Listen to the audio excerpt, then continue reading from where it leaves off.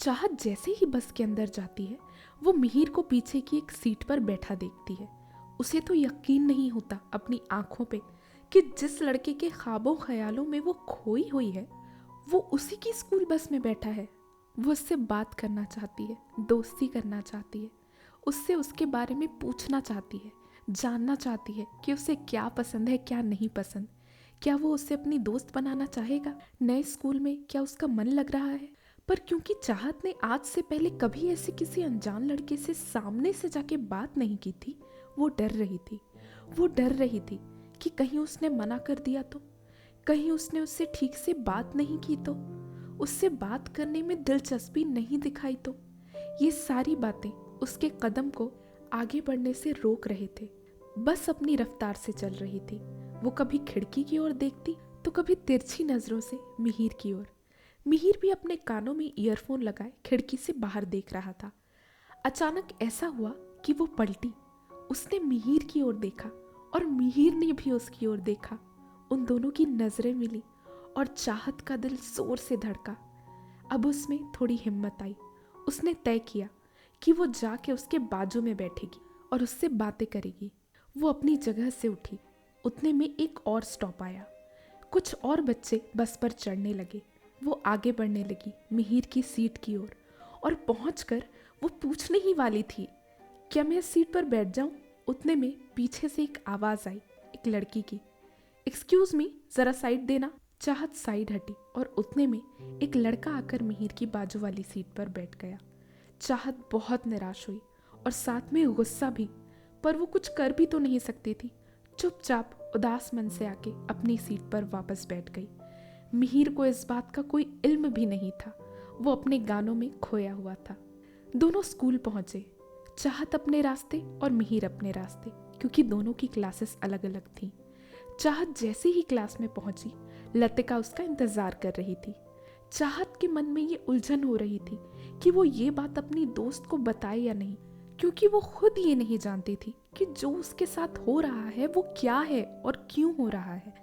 वो नहीं जानती थी कि क्यों मिहिर उसे इतना अच्छा लगने लगा है, क्यों वो दिन रात उसके बारे में सोचती है। और जब उसे खुद नहीं पता तो वो लतिका को बताती भी तो क्या बताती।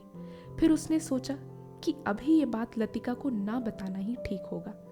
ऐसे ही दिन गुजरते चले गए। चाहत रोज लंच ब्रेक पर मिहिर को देख के खुश हो जाया करती और बाद में अकेलेपन में वो खुली आंखों से उसके सपने देखा करती।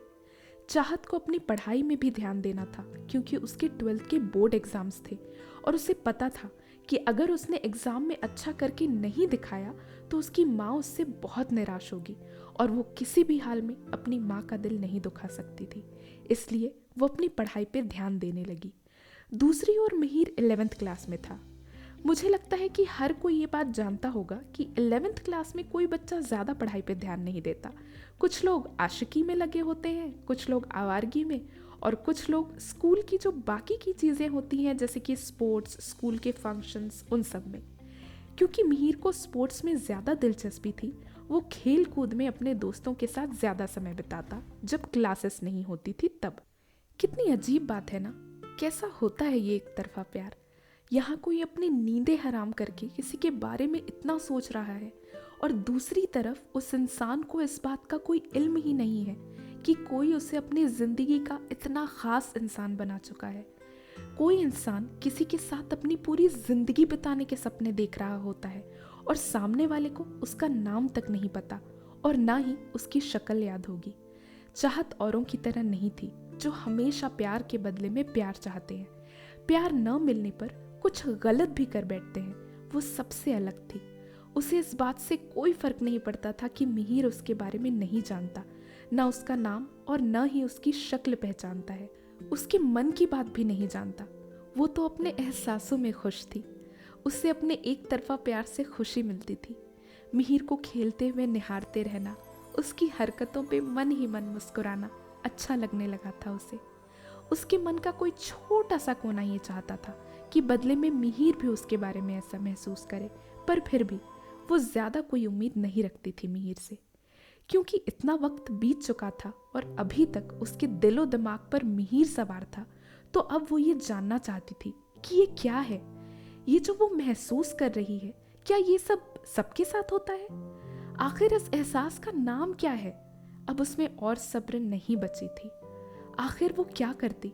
अपनी माँ को वो ये सब नहीं बता सकती थी, क्योंकि माँ तो उल्टा उसे डांट लगाती और कहती कि तुम पढ़ाई पे ध्यान दो। पर किसी भी हालत में अब चाहत को अपने इस एहसास को नाम देना था।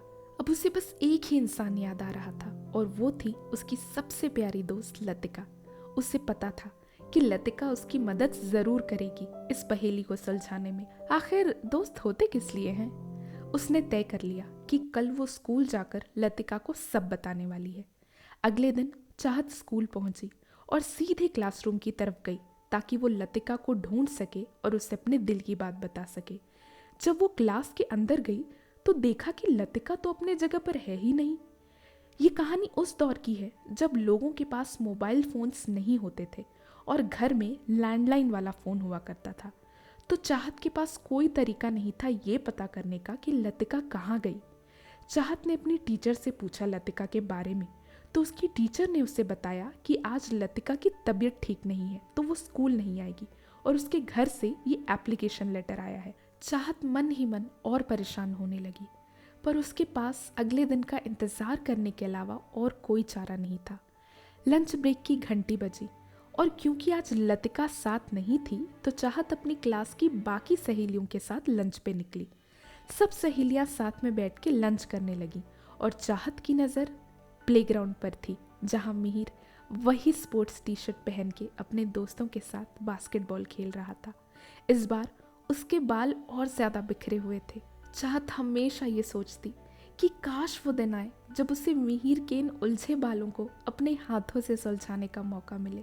मिहिर को निहारते निहारते चाहत का खाना भी खत्म हो गया और वो अपना टिफ़िन पैक करके क्लास की ओर वापस जाने लगी। मिहिर भी अपने गेम में मसरूफ था। अचानक पीछे से चाहत को उसकी दोस्त ने आवाज़ लगाई।